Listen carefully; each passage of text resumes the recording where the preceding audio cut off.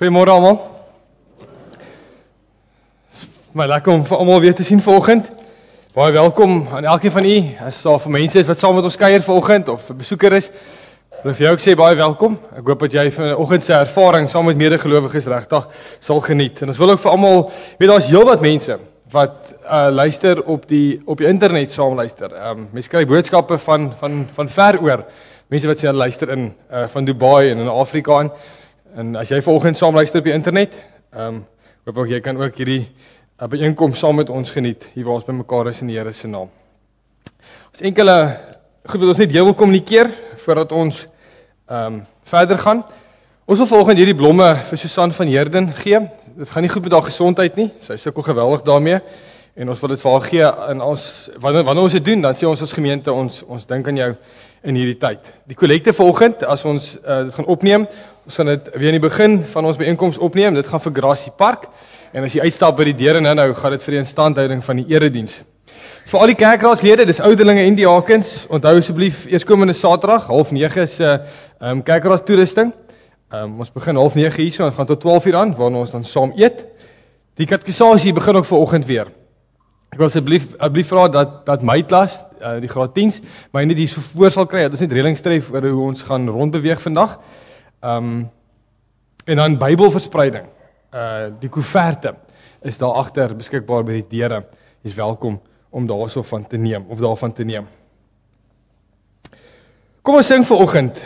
Jy sal sien, ons gaan aan met die onderkonstruksiereeks en ons het ons liedere uitgekies wat ons daarbey inpas of aansluit. En wanneer ons sing, dan is dit ons gemeente se verklaring wat ons as gemeente of as gelowiges saam sing tot die Here en sê Here, hierso is hoe ons voel oor U. So dis nie net iets wat ons doen op 'n Sondag nie, dit is waar ons saam die Here loof en prys of antwoord op iets wat gebeur het. En kom ons begin met dien en dank en klein voor U. Is 'n nuwe lied wat ons sing vanoggend en ek gaan vra dat Pieter hom vir ons een keer deurspeel en dan sing ons vers 1, 2 en 3 en ons hoop dat u die melodie sal vang. Dis net vooraf, daarna gaan ek vir ons die votum ons afhanklikheid van die Here verklaar en dan die seën uitspreek en dan sing ons Psalm 96 vers 1, 2 en 5 en dan die liefdesgawes daarna en dan vers 6 na die liefdesgawes. Kom ons sing saam.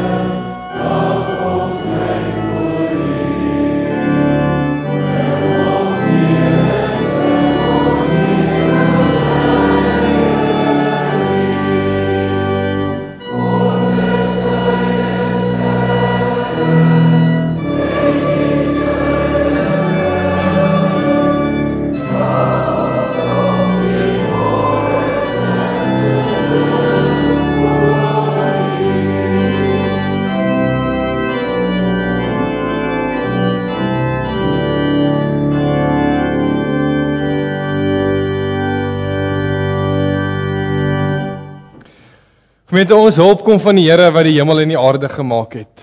Genade, barmhartigheid en vrede kom van God ons Vader, deur sy Seun Jesus Christus en deur die kragtige werking van die Heilige Gees. Amen. Kom ons sing Psalm 96 vers 1, 2 en 5. Daarna gaan ons die liefdesgawes insamel wat vir Gracie Park gaan. Dink ook aan julle gebede aan daai gemeente wat onder geweldige moeilike omstandighede kerk is. En dan direk daarna sing ons vers 6 as 'n antwoord op hierdie liefdesgawe.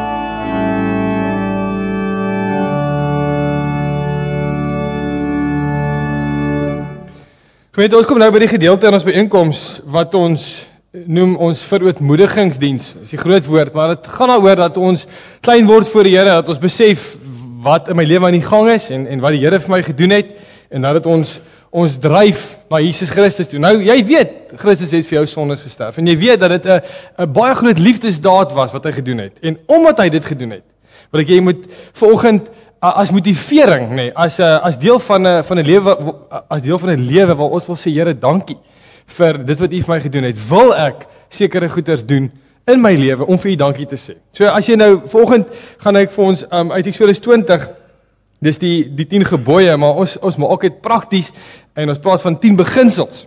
En ons gaan aan die hand van Eksodus 20 hierdie beginsels vir jou wil ek dit vir jou voorhou vanoggend. En heeltyd in jou gedagte hou in gedagte, omdat die Here vir my gesterf het, omdat die Here vir my lief is God nommer 1 in my lewe. Die Here is die enigste God. Hy het my so lief gehad dat hy sy seun gegee het om my te red en te verlos. Daarom duld ek geen ander gode in my lewe nie en kies ek om vir hom te lewe volgens sy wil.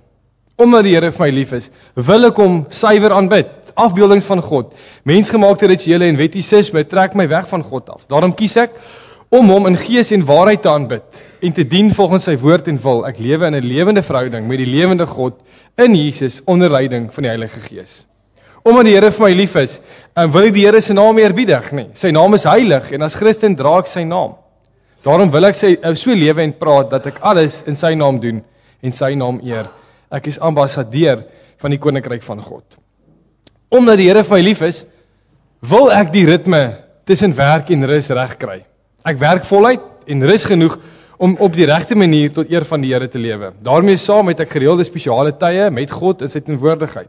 Dit gebeur in my spesiale tyd met God, huisgodsdiens saam met my gesin en Sondag as ons as gelowiges hier so by mekaar is. Omdat ek vir die Here lief is, wil ek gesag, wil ek mense wat oor my gestel is in gesagsfigure, wil ek aan hulle gehoorsaam wees. Ek respekteer die gesag wat die Here oor my aangestel het, of dit ouers, die regering, leiers of base is. Ek lewe ordelik en met selfdissipline.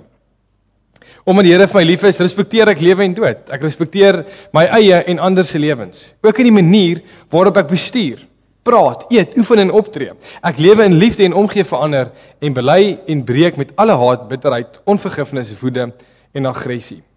Omdat die Here vir my lief is, wil ek in my verhoudings eerbaar wees, en dit gaan oor huwelik, seks en reinheid. Ek is getrou aan my man of vrou en bou my huwelik. Ek hou my gedagtes skoon en vir my pornografie in enige vorm. Ek los ander mans en vrouens uit, ook in my gedagtes. Die Here is die derde party in al my verhoudings, daarom hou ek my rein. Omdat ek vir die Here lief is, of omdat hy my lief is, het ons 'n verantwoordelikheid teenoor mekaar se besittings. Ek respekteer en beskerm ander se besittings, bestuur my eie geld reg en goed, en ek vat nie wat nie my toekom nie. Ek is dankbaar en tevrede met wat ek het en vertrou die Here vir wat ek nodig het. Ek weier om toe te gee aan Mammon, dis die geldgod, wat maak dat ek altyd meer en meer wil hê en tog nooit genoeg het nie. Omdat die Here vir my lief is, eer ek die waarheid. Die duiwel is die vader van die leuen. Die waarheid in liefde maak vry. Daarom bly ek in liefde by die waarheid, sonder om dit te verdraai en sonder om onnodig seer te maak. Ek vermys kinderstories en toets die waarheid. My woord is my eer, wat ek beloof doen ek. En omdat die Here vir my lief is, wil leer ook nie dat ons begeertes moet hê wat sleg is nie. Begeertes of passie is goed, maar ek weier om 'n ander ou se goed, posisie, man of vrou te wil hê. Ek kies om dankbaar en tevrede te wees. Ek hou my hart skoon, van dit bepaal my hele lewe. Amen. Gemeente, kom ons word stil vir die Here en dan gaan ek vir ons 'n gebed doen en as ons amen gesê het, dan sing ons weer 'n loflied, lied 200, vers 1, 2 en 3. 'n Baie bekende lied en ek glo jy sal hom goed ken. Kom ons bid saam. Ons getroue God en Hemelse Vader, Here, as ons volgende hierso kom stil raak, as ons vir 'n oomblik net wil kom rus kry van 'n lewe wat baie gejaagd is en wat ons tyd opeet, Vader, en as ons oë uitvee, dan is dit 18 Oktober en dan hoor ons al hoe mense praat van die einde van die jaar. Here, in hierdie gejaagdheid wil ons vanoggend kom rus kry, nie in 'n sabbatsreël nie, maar in U. In U wat vir ons gesterf het en wat vir ons so lief is, dat U enigste seun gegee het, Vader, en dit is wat ons bymekaar bring vanoggend. Dis wat maak dat verskillende mense van verskillende agtergronde, van verskillende klasse, van verskillende statusse, verskillende klere, volgens die bymekaar is, omdat ons sentreer, omdat Jesus Christus ons Here is. Here, ons aanbid U as die enigste God. Ons wil U reg aanbid, Vader. Ons wil U naam eer. Ons wil alles wat U vir ons in die woord sê, wil ons naby in ons hart dra, en ons wil daarvolgens lewe, want ons vind daarin die hartklop van die evangelie, die goeie nuus oor Jesus Christus. Vader, ons moet besef dat ons, al sê ons baie keer, dat ons met hierdie woord naby in ons leef, en ons toets onsself, en ons kyk na ons lewe, dan kom ons agter dat dinge nie altyd resoneer met dit wat in die Bybel staan nie. En Here, vanoggend is ons hier so om mekaar weer opnuut te motiveer, en U seën en die Gees te vra om ons by te staan, sodat ons al meer vernuwe na die beeld van God, en na die beeld van Christus. Here, want as elkeen na homself kyk, en U sê dat ons die kerk is, en ons gaan dit vandag weer hoor, as elkeen na sy eie lewe kyk, dan verander die kerk ook, en dan word ons 'n vertoonvenster vir die wêreld, van hoe liefde lyk. Here, en daai liefde, wat U vir ons heel eerste gegee het, dit syfer deur na ons lewens toe, en dit maak ons vol, en ons wil vandag dit weer hoor, sodat ons, as ons hier uitstap, en as ons maandag werk toe gaan, en skool toe gaan, of waantoe ook al gaan in hierdie week, ja, daai liefde sal oorloop in ander mense se lewens in. Versterk ons vanoggend deur die woord, Vader, hoor ons as ons sing van die goedheid wat ons nie kan vasvang nie. Hoor ons lied, as ons nou ook lied 200 sing tot eer van U naam. Amen.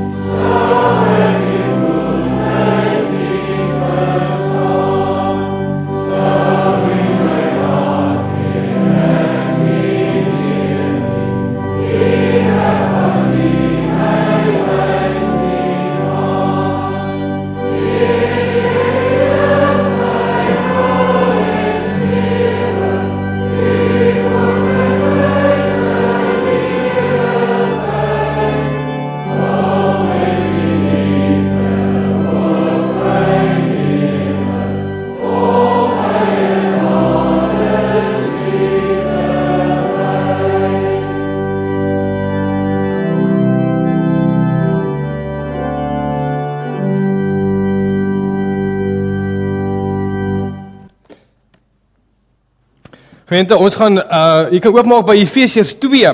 Ons gaan lees vanaf vers 11 tot vers 22 vanoggend.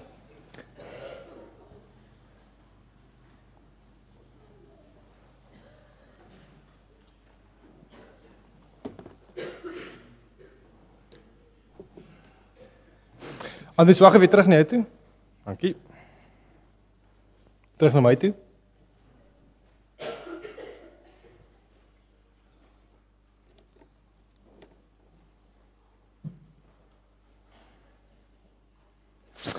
Efesiërs 2 vanaf vers 11 tot 22. Kom kyk net of hy nou gaan werk. Dis nou hoe dit werk, né? Voor die tyd werk al so mooi, getoets, perfek.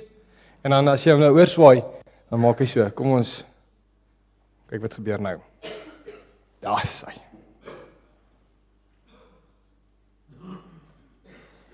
En dit vir ons is.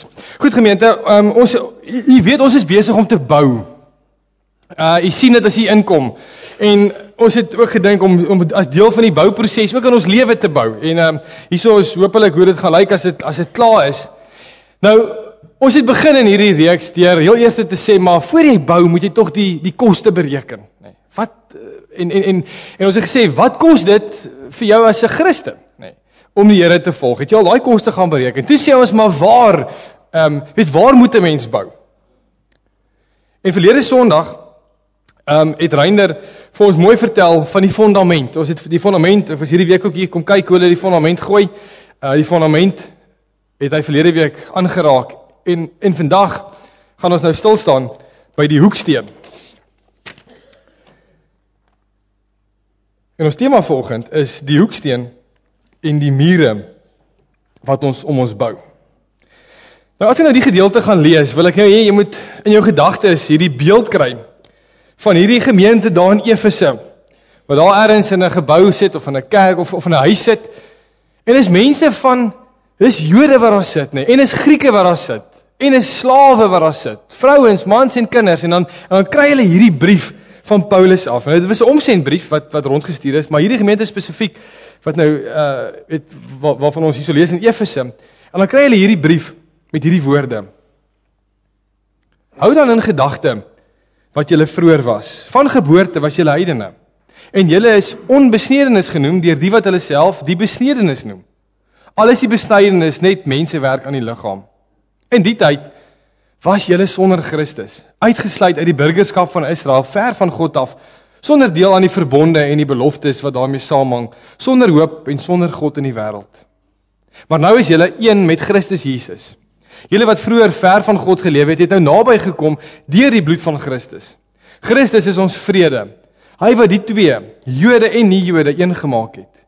Deur sy liggaam te gee, het hy die vyandskap afgebreek, wat vroeër soos 'n muur skeiding gemaak het. Die wet van Moses met al sy gebooie en bepalings het hy opgehef, en deur vrede te maak, het hy in homself die twee, Jode en nie-Jode, tot een nuwe mensheid verenig. Deur sy dood aan die kruis het hy einde gemaak aan die vyandskap en die twee met God versoen en tot een liggaam verenig. Toe hy gekom het, het hy die goeie boodskap van vrede gebring. Vrede vir julle wat ver van God was, vrede ook vir die wat naby was. Deur hom het ons almal, Jode en nie-Jode, deur die een Gees, vrye toegang tot die Vader. Julle is dus nie meer ver van God af nie. Nie meer bywoners nie medeburgers van maar medeburgers van die gelowiges en lede van die huisgesin van God. Julle is 'n gebou wat opgerig is op die fondament van die apostels en die profete. 'n Gebou waarvan Christus Jesus self die hoeksteen is. In hom sluit die hele gebou saam en verhuis dit tot 'n heilige tempel vir die Here, in wie julle ook saam opgebou word as 'n geestelike huis waarin God woon. Nou gemeente, ons gaan vanoggend na hierdie hele gedeelte kyk, want dit is so 'n kostelike gedeelte en ons moet vir mekaar baie konteks gee hiersom oor wat hierin staan. Maar ons gaan vanoggend praat oor die hoeksteen gedeelte wat ons gelees het daar in vers 20 en dan ook die gedeelte waar Christus die mure afgebreek het, net die vyandskap, vers 14. Christus is ons vrede. Hy wat die twee, Jode en nie-Jode, een gemaak het, deur sy liggaam te gee, het hy die vyandskap afgebreek wat vroeër soos 'n muur skeiding gemaak het. Vers 20 wat sê, julle is 'n gebou wat opgerig is op die fondament van die apostels en die profete, 'n gebou waarvan Christus Jesus self die hoeksteen is.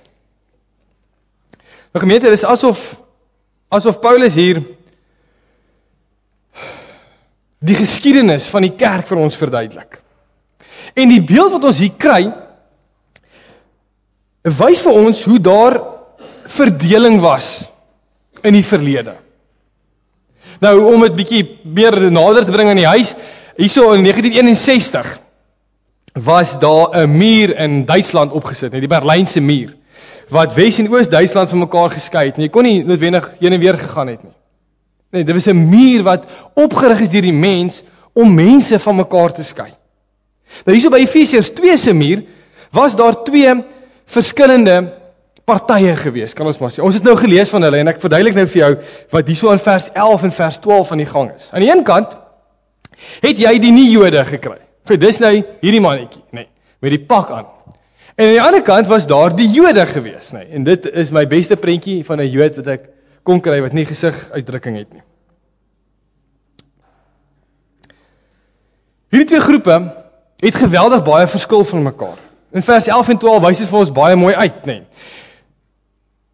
Nou, die nie-Jode in hierdie Bybelse konteks verteenwoordig alle volke, tale en nasies. Grieke, Afrika tipe mense, mense van alle nasies, rasse, kleure, geure, behalwe die Jode. En kyk bietjie, wat was die posisie van die Jode voor Christus gekom het? Nee, ons het gelees hiervan in vers 11 en 12 sê dit vir ons so mooi. Aan die een kant sê hulle maar die nie-Jode was onbesny gewees. Nee, onthou nou die deel van as jy deel van die verbond wil wees, moes jy besny gewees het. Die Jode was besny, die Jode was nie besny gewees nie. Hulle was sonder Christus gewees. Nee, hulle kon nie deel hê aan die belofte van hom wat gaan kom nie. Want hulle het nie aan hom geglo nie, so hulle kon nie die liefde van Jesus ervaar nie. Hulle was nie deel van Israel gewees nie. Dit beteken, hulle het nie deel gehad aan die seëninge wat Israel beleef het in daai tyd nie, en van in die hele Bybelse tyd nie. Hulle het nie deel gehad aan die wette nie. En hoor bietjie, want ek wil vir jou baie mooi verduidelik, nee, wat hier aan die gang is. Die Jode kon net verlossing kry as hulle die wet gehoorsaam het. Maar die nie-Jode het nie die wette gehad nie, so hulle kon nie verlossing kry nie. Hulle kon nie deel hê aan die beloftes, die profeseë, God se beskerming nie. Onthou nou, God het Israel uitgekies en met hulle 'n pad gestap. En uit Israel sou die Messias dan gebore word wat 'n seun sou wees vir al die nasies. Verder was die Jode vreemdelinge van die verbond, nee, hulle was nie deel van die verbond ingesluit daarbey nie. Hulle een van die vertalings sê hulle was nie 'n vriend van die Here nie. Nee, hulle was sonder sy beloftes gewees. En as gevolg van hierdie dinge was mense wat nie Jode was nie sonder hoop. En dan sê vers 12 se einde baie mooi, sonder God gewees. Uitgesluit. Verlore.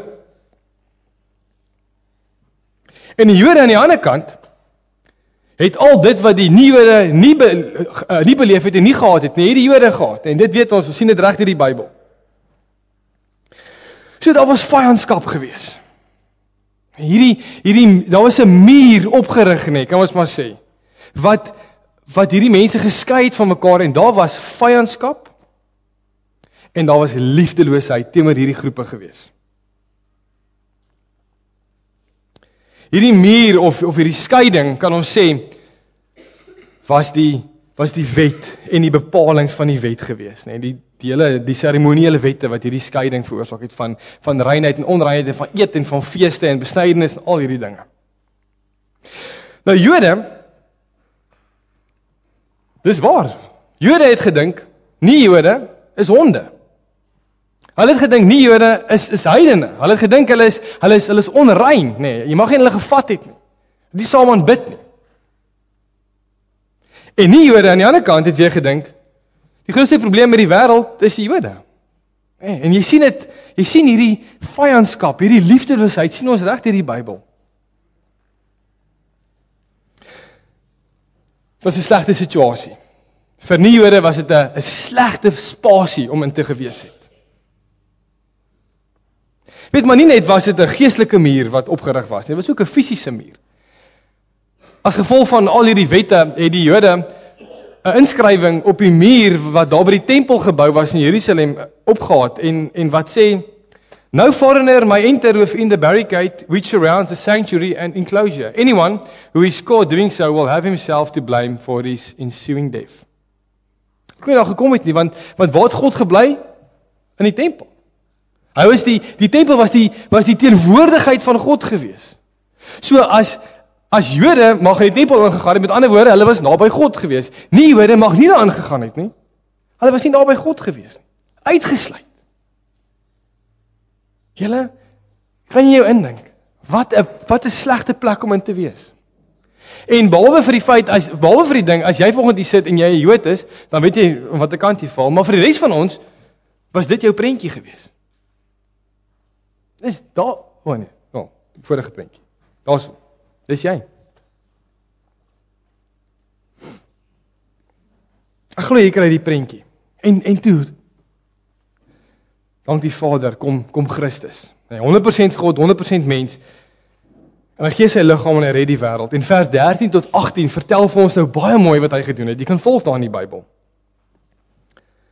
Jesus het hierdie muur, hierdie ding wat ons geskei het hy heeltemal kom wegvat, Hy het dit kom verbreek.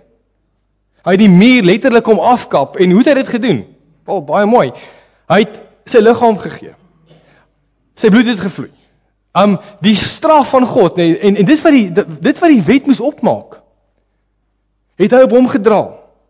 Hy het die wet en die bepalings opgehef, so dit was nie meer nodig vir iemand om die wet te gehoorsaam om verlos te word.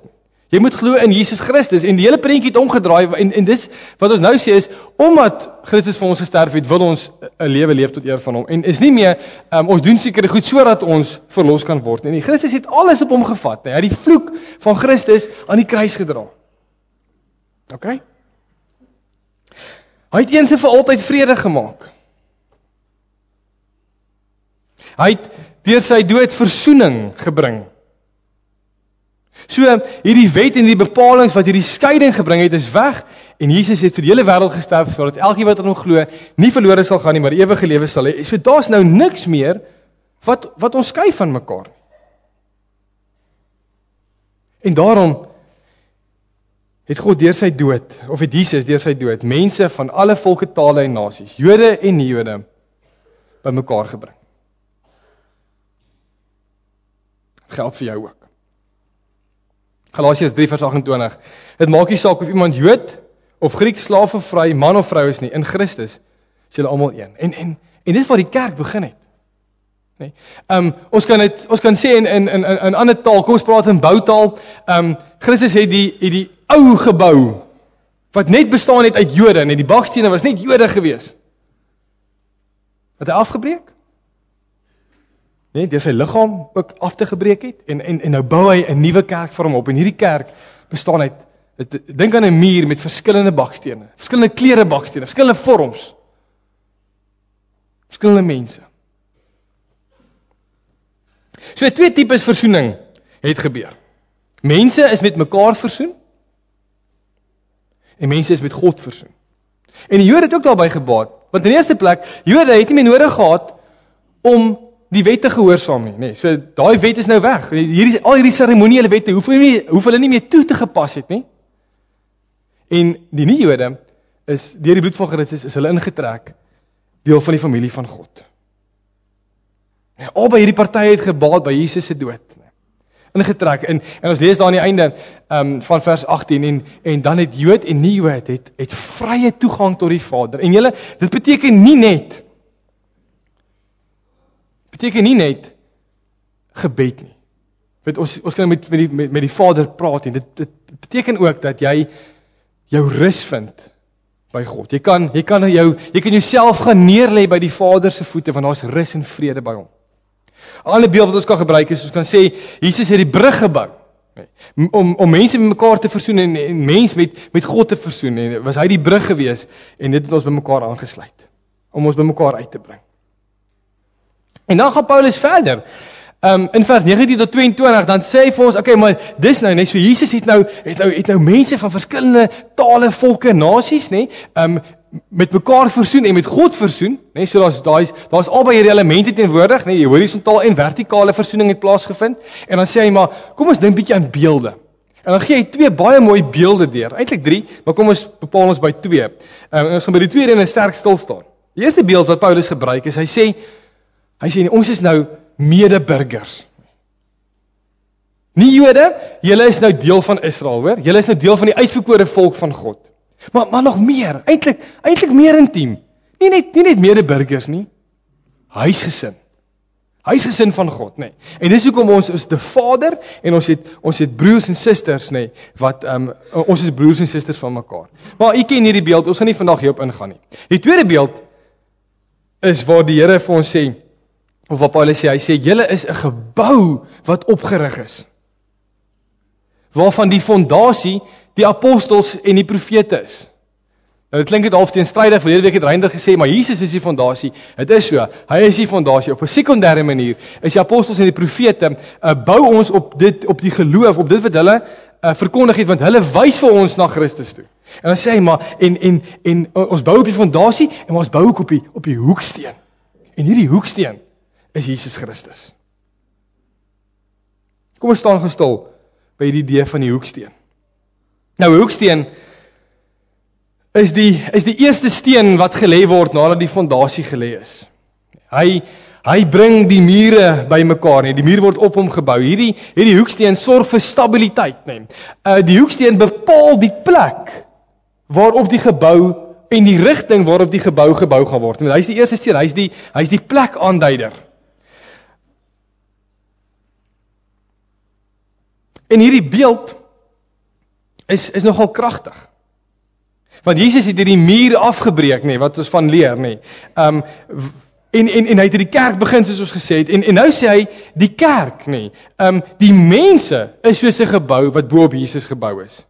Elke liewe mens, elke liewe gelowige wat in hierdie wêreld leef, elke liewe gelowige in Belwel-Oos se familie is 'n lewende steen nou, nee, wat in hierdie gebou in Christus of op Christus gebou is, nee, 'n lewende steen.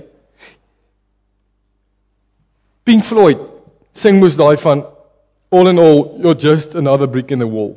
Nee, so of as jy's maar net nog iets in 'n muur, weet, ons is nou maar net almal so, maar hierdie gedeelte sê nee, jy's 'n lewende steen, nee. Jy's dinamies. Jy het verskillende opdragte, verskillende gawes gekry wat die Here wil hê. Dat jy moet uitleef binne in hierdie gebou. En dis soos die ding, jy's 'n lewende steen wat gebou is en daarom op hierdie hoeksteen en daarom is daar in jou lewe stabiliteit, okay? Daar is vrede. Daar's rus omdat jy op Jesus Christus lê. Hy dui jou rigting aan. Hy bepaal ons as kerk, nê, hoe ons moet lyk en waarheen ons moet bou. Hy's die bepaler, nê. So die tempel waarin God altyd gewoon het, hy bly nie meer daar nie. Nee, hy's nie in die tempel in Jerusalem nie. Hy bly nou in 'n geestelike huis, nê, want ons het die Heilige Gees gekry. En daarom kan ons sê jy is hierdie gebou, nê. Ons kan sê jy is die kerk. Hy bly nou in ons. En weet julle wat beteken hierdie beeld? En ons gaan nou erg prakties raak want ons land het nodig om iets hiervan te hoor vandag. Weet jy wat beteken dit vir die kerk? Wat beteken hierdie beeld? Dit beteken, so gesê, jy is die kerk, nee. Dit beteken dat jy bou nie nou maar op jou eie aan nie. Jy bou op Jesus Christus want hy gee vir ons die rigting, nee. As op sy agenda vrede en versoening was, dan is dit ook op jou agenda, want jy's bo op hom gebou. Jy's nie 'n gebou op jou eie nie, jy's bo op hom gebou. Of 'n ander beeld is moes die beeld van die liggaam, nê. Hy's die kop en sy liggaam, nê. Die hele wêreld se mense wat in Christus glo. Asiërs, swart, bruin, wit mense, arme mense, ryk mense, vrouens, kinders, mans, dis die liggaam, dis die bakstene. Elkeen dinamies besig om kerk te wees waar jy is. Okay, nou hoe bou die kerk in lyn met die hoeksteen? Wat moet die kerk nou gaan doen? En as jy hierdie woord hoor kerk en ons sê jy's die kerk, dan beteken dit eintlik wat moet jy nou gaan doen? Na aanleiding van hierdie idee van versoening wat plaasgevind het, horisontaal en vertikaal. Wat moet ons kerk nou gaan doen? Okay, hier is die ding.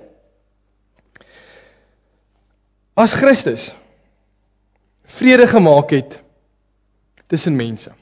Okay, baie mooi. As hy versoening gebring het tussen God en mens, en ons word deur Christus gestuur, en hy's die koersaanduider, en hy het presies dit gedoen, vrede en versoening bewerk, dan is dit op elke liewe gelowige se agenda. Nou moet dit op jou agenda wees, nê. Die kerk moet die vertoonvenster wees van hoe vrede en versoening lyk. Ja, dan kan daar mos nie by in die kerk vyandskap wees, nê. Onlus, skeidings, dan er nog mure wees nie.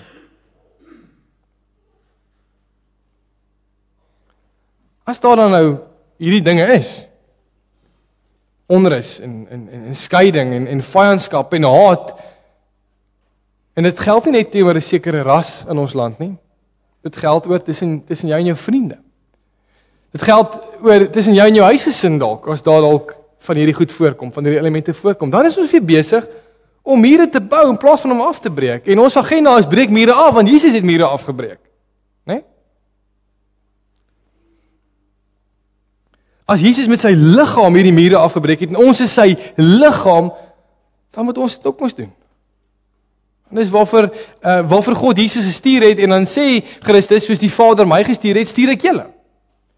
So as jy dan nou kerk is, en deel uitmaak van die kerk, en vrede en versoening, is op Jesus agenda, dan is dit ook op joune, want Efesiërs 4 vers 3 sê, lê julle daarop toe, om die eenheid wat die Gees tussen julle gesmee het, te handhaaf deur in vrede met mekaar te lewe.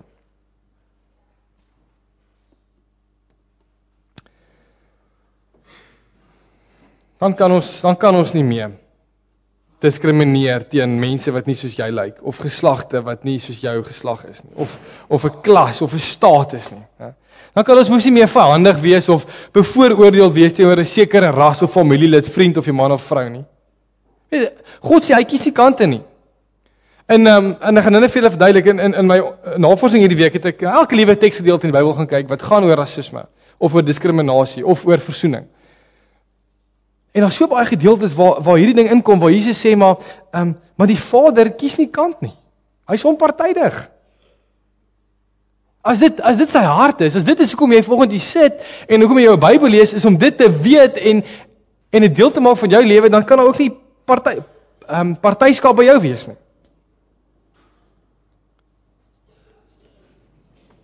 Wanneer ons dan hierdie vyandskap, en haat, en diskriminasie, kies bo vrede, is ons nie juist dan maar weer besig om mure te bou nie. En dit geld nie net, soos ek gesê het, vir rasse nie. Dit geld in jou familie. Dit geld daar in jou huisgesin. Dit geld daar tussen jou vriende by die skool, nee kinders. Tussen studentemaats. Dan bou ons met weer lekker mure.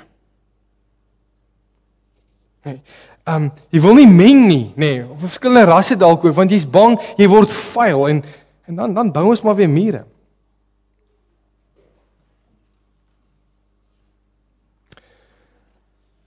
En wat is die oplossing hier in Suid-Afrika? Want ek dink jy sal my saamstem, as jy na die nuus luister, dan is dit wat ons volgende gehoor het, nie noodwendig die prentjie in ons land nie. Ek ken nie almal van hierdie agtergrond nie. Maar jy sal met my saamstem dat rasisme en diskriminasie loop groot in ons land. En dalk krap hierdie ding jou vanoggend aan jou, want jy sukkel om werk te kry as gevolg van diskriminasie. Nee. Daar's dalk onlangs by jou ingebreek.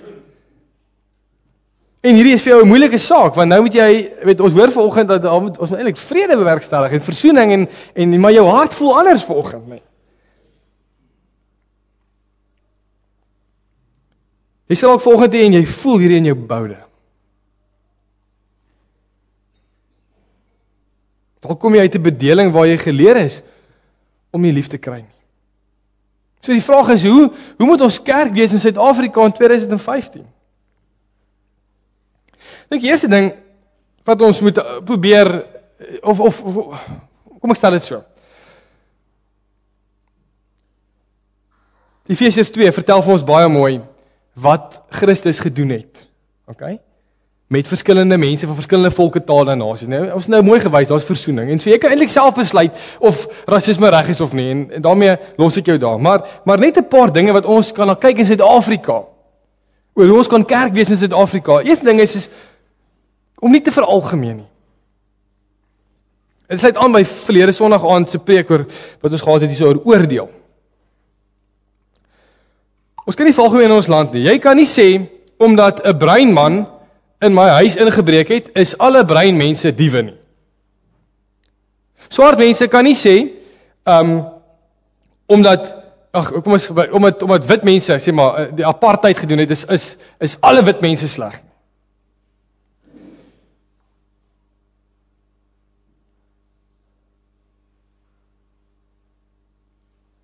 Jy kan nie sê, omdat die regering wat bedrog pleeg, en ons sien dit baie, was hierdie week weer in die nuus gewees, omdat hulle hoofsaaklik swart is, dat alle swart mense bedrieërs is nie. Nee, jy ken nie gevoel wat ek hierso kry, nee. Of die gevoel wat ons oor praat hierso.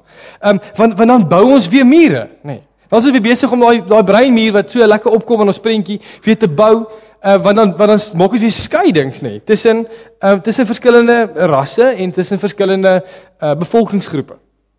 En die antwoord daarop is, soos die Here ons baie mooi leer ook, ons kan wel die sonde beoordeel, maar ons kan nie die mense veroordeel nie. En dan sommer 'n hele ras daarmee saam nie. Iets van rasisme wat nog uitkom by ons is, as ons gehoor het wat ons vanoggend gehoor het, dan is daar nie plek vir rasisme in die kerk nie. By jou as Christen is dit weer duidelik geword dat jy kan nie so voel oor sekere mense wat nie dieselfde as jy lyk en ryk nie. Want rasisme, dink mooi daaraan, as jy mure bou om jouself te beskerm en jou weg te hou van ander mense, dan kom dit vanuit 'n posisie van hoogmoed en selfverheffing. Jy dink jy's beter. Nou is dit so, en hierso kom ons nou by die ding, want jy sê vir my, maar Reinhold, hierdie brief is vir gelowiges geskryf. Mense wat die vrede en versoening van Jesus ken en proe en wat dit wil uitleef, nee. En nie almal in ons land is noodwendig Christene nie. So hoe maak ons? Want mense wat vir Jesus ken, sal altyd bly mure afbreek. Mense wat vir Jesus nie ken nie, sal altyd probeer mure opbou om homself en sy opinies te probeer beskerm, nee. Ja, en dit is hoekom die kerk net nooit moet ophou getuig van Jesus Christus nie. Want net as mense in Jesus begin glo en hierdie saak van vrede en versoening verstaan, dan kan ons dit begin bewerk in ons land. Want dan weet ons dit word vir regte redes gedoen. Daar's kerke wat in hierdie week in die noorde het hulle ding aangebied, dialoog en Ravi Zacharias Ministries het dit begin Real Talk. En dit was 'n inisiatief om panele te hou waar verskillende rasse met mekaar in liefde praat, of rasseverhoudings aan te spreek. En die hele week was daar samesprekings en hulle het ook gevra dat kerke opgeroep om op 18 Oktober ook oor rasseverhoudings te praat, en dit het so mooi aangesluit by ons hoeksteen tema waar ons by moet stil staan. En dis 'n mooi voorbeeld van hoe gelowiges kan begin om 'n verskil te maak. Maar dit gaan nie net baat dat dit daar op panele gebeur of in teorieë of in vergaderings of op notules geskryf staan nie. Weet julle net, die rede, en ek maak klaar met my laaste punt hier, die rede hoekom daar baie striwelinge is in die wêreld, tussen individue, tussen families, tussen mense in huwelike, tussen sosiale en politiese groepe, of dit nou groot is of klein, en of een party skuldig is, en of albei partye skuldig is omdat mense mekaar nog nie by die kruis van vrede gevind het nie. Hulle het nog nie gesien en geproef wat regte vrede is nie. Eers as mense begin versoen raak deur God aan die kruis, nee, sal daar waarlik versoening wees. En dit is hoekom dit so belangrik is om die evangelie te bly verkondig aan die mense, maak nie saak wie hulle is nie, waar jy rond beweeg. Christus het self gesê, aan alle volke, tale en nasies, smeek hulle, moedig hulle aan, nee. Kyk hierdie mooi gedeelte, 2 Korintiërs 5:20, ons tree dus op as gesandte van Christus, en dit is God wat deur ons 'n beroep op julle doen, ons smeek julle, namens Christus aanvaar die versoening met God wat hy bewerk het. Vir 'n wêreld wat deur onrus, wrywing, 'n land wat deur onrus, wrywing geskeer is die evangelie die enigste antwoord. En die antwoord begin daar waar jy, kerk, gelowige, lewende steen, agent vir vrede en versoening is. Begin by jou eie oortuiging en gesteldheid oor ander mense. Weet julle wat nie, as ons dit kan regkry, as jy op daai eie lappie grond waar jy beweeg, wat God jou aangestel het, nee, as jy daai stukkie aarde kan verander, nee, in vrede en versoening te bewerk, dan kry jy dit reg op voetsoolvlak. Dan begin dit van onder af boontoe werk. Dan is ons in pas met die hoeksteen. En dit is hoe Christus wil hê ons ook ons land moet bou. Amen.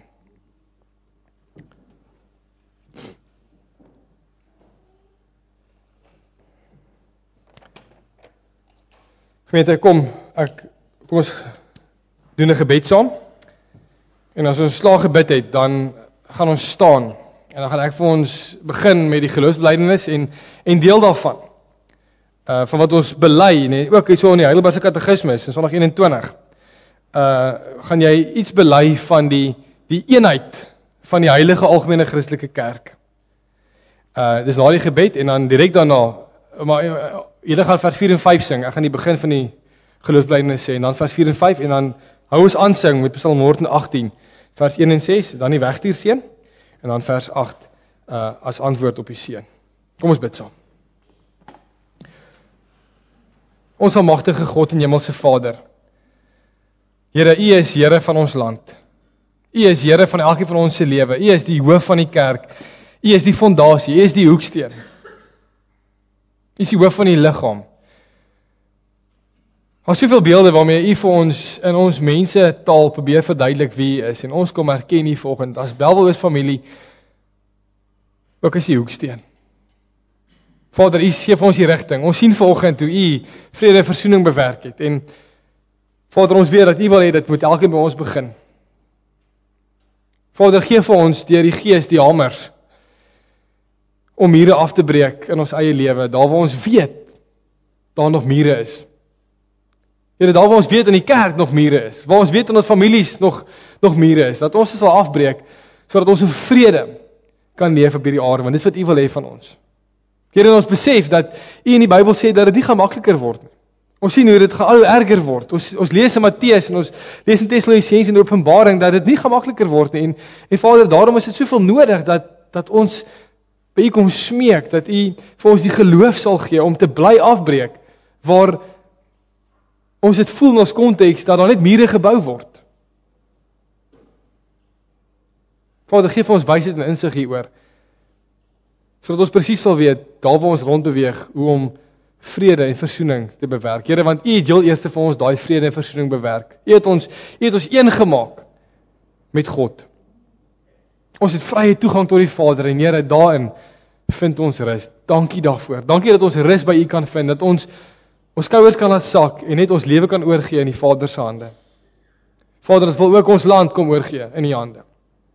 En ons wil bid dat U vir ons dit op voetswil vlak, daar waar ons rondbeweeg, daar waar ons kerk is, daar waar ons gelowiges net besig is om die evangelie van genade te verkondig, dat U deur ons sal werk, om in ander mense se harte ook hierdie mooi ding wat U bewerk het, te doen. Dat ons ook deur ons lewe, Vader, ander mense sal versoen met U.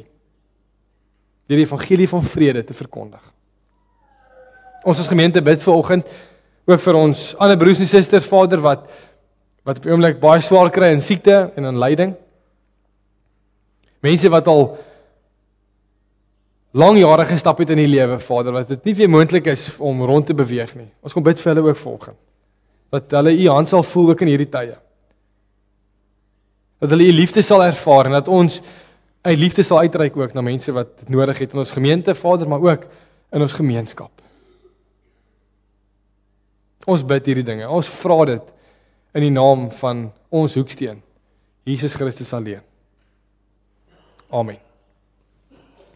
Weet jy, kom ons staan, dan bely ons geloof, ook die gedeelte wat sê dat ons 'n eenheid as 'n kerk is.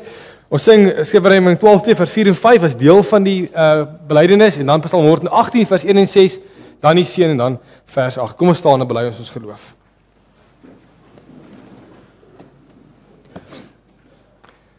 Ek glo in God die Vader, die Almagtige, die skepper van hemel en aarde. En in Jesus Christus, sy eniggebore Seun, ons Here, wat ontvang is van die Heilige Gees, gebore uit die Maagd Maria, wat gelei het onder Pontius Pilatus, gekruisig is, gesterf het en begrawe is, wat die angste van die hel tot in die dood toe ondergaan het. Wat op die 3de dag opgestaan het uit die dood, opgevaar het na die hemel, en sit aan die regterhand van God die Almagtige Vader, waarvandaan hy sal kom om die lewendes en die dooies te oordeel.